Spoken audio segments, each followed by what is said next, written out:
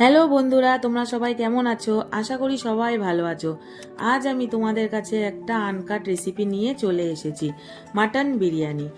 5টা পেঁয়াজ কেটে নিলাম, গ্যাস অন করে নিলাম, প্রেসার কুকার চাপিয়ে দিলাম, 100 গ্রাম মতো তেল দিয়ে দিলাম। তেল গরম হলে কেটে রাখা পেঁয়াজ দিয়ে দিলাম। এবারে আমি গোটা গরম মশলা দিয়ে দেবো। 8টা ছোটো এলাচ, 2 টুকরো দারুচিনি, 2টো বড় এলাচ, 4টে লবঙ্গ দিয়ে দিলাম। 2 চামচ রসুন বাটা, বড় 2 চামচ, বড় 2 চামচ আদা বাটা দিয়ে দিলাম, কারণ মটনের পরিমাণটা 1 কেজি 200 গ্রাম মতো আছে। হালকা নাড়াচাড়া করে 1 লিটার মতো জল দিয়ে দিলাম। এটা খুব একটা বেশি কষাতে লাগে না বন্ধুরা। 5 চামচ মতো লঙ্কার গুঁড়ো দিয়ে দিলাম।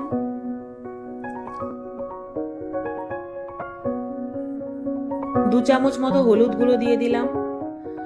স্বাদ অনুসারে নুন দিয়ে দিলাম। মাটনটা দেখো, একটা 100 গ্রামের পিস। মাটনগুলো আমি আগে পরিষ্কার করে ধুয়ে জল ঝরিয়ে রেখেছিলাম। এই বিরিয়ানি আমার ভাইয়ের বানানো, তাই আমি ভাবলাম তোমাদের সাথে এই রেসিপিটা একটু শেয়ার করি।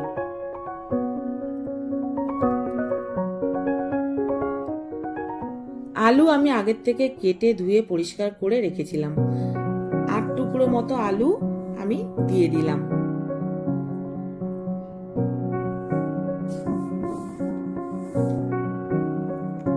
ওপর থেকে 4 চামচ মতো টক দই ছড়িয়ে দিলাম। হালকা একটু নাড়াচাড়া করে ওপর থেকে বিরিয়ানি মশলা দিয়ে দিলাম। এই বিরিয়ানি মশলাটা আমার ভাইয়ের সিক্রেট মশলা। এটা আমি একদিন তোমাদের সাথে শেয়ার করব কোনো এক ভিডিওতে। প্রেসার কুকারের মুখ বন্ধ করে দিলাম। অন্যদিকে আমি গ্যাস অন করে নিলাম, হাঁড়ি চাপিয়ে দিলাম রাইস হওয়ার জন্য। 4 চামচ মতো দই ফেটিয়ে রেখেছি, তার মধ্যে 1 কাপ দুধ দিয়ে দিলাম। সামান্য পরিমাণে ফুড কালার দিয়ে দিলাম। এই ফুড কালারটা কোনো ক্ষতি করে না বন্ধুরা, তোমরা ট্রাই করতে পারো। 3 চামচ গোলাপ জল দিয়ে দিলাম। 3 চামচ কেওড়ার জল, 3-4 ফোঁটা মিঠা আতর দিয়ে মিক্স করে নিলাম। রাইসের জন্য জল ফুটে গেছে। আমি ওই 1.5 কেজি মতো চাল ধুয়ে জল দিয়ে ভিজিয়ে রেখেছিলাম। চালটা আমি দিয়ে দিলাম। 70% মতো রাইস হয়ে গেলে নামিয়ে ফ্যান ঝরিয়ে নিতে হবে। একদম ঝরঝরে ভাত দেখো। এবার বিরিয়ানিটা দম দেওয়ার জন্য রেডি করে নিচ্ছি। প্রেসার কুকার থেকে মটনগুলো তুলে হাঁড়িতে সাজিয়ে নিচ্ছি। যে ঝোলটা ছিল সেটা আমি চালুনিতে ছেঁকে দিয়ে দিচ্ছি।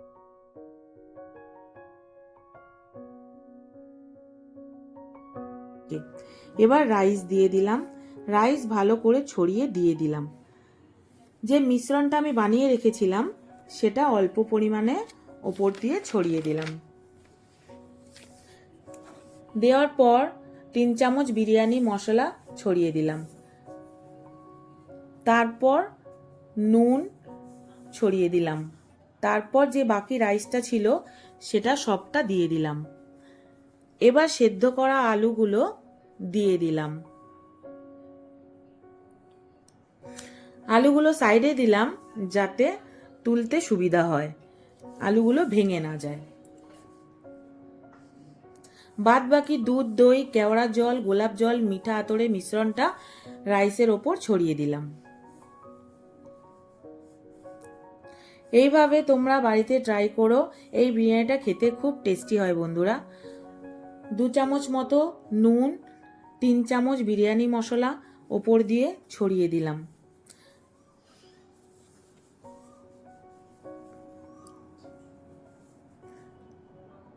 পাঁচ চামচ মতো ঘি দিয়ে দিলাম।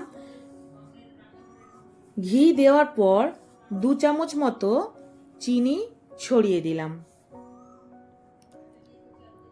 হাঁড়িটা গ্যাসের ওপর চাপিয়ে দিলাম। তার উপরে একটা কাপড় দিয়ে ঢেকে দিলাম। ঢেকে সরা চাপা দিয়ে দিলাম। 10 মিনিট হাই ফ্লেমে রেখে তারপর 15 মিনিট লো ফ্লেমে দম দিয়ে বসিয়ে রাখতে হবে। আমাদের বিরিয়ানি রেডি হয়ে গেছে বন্ধুরা। ও লাভলি, দেখো এবার রাইসটা, রাইস একদম ঝরে ঝরে পড়ছে বন্ধুরা, ঝরে ঝরে পড়ছে। এবার খাওয়ার পালা। জলদি জলদি তোমরা লাইক, ফলো অ্যান্ড সাবস্ক্রাইব করে দাও বন্ধুরা। আবার দেখা হবে পরের ভিডিওতে বন্ধুরা। টাটা, সবাই ভালো থাকবে।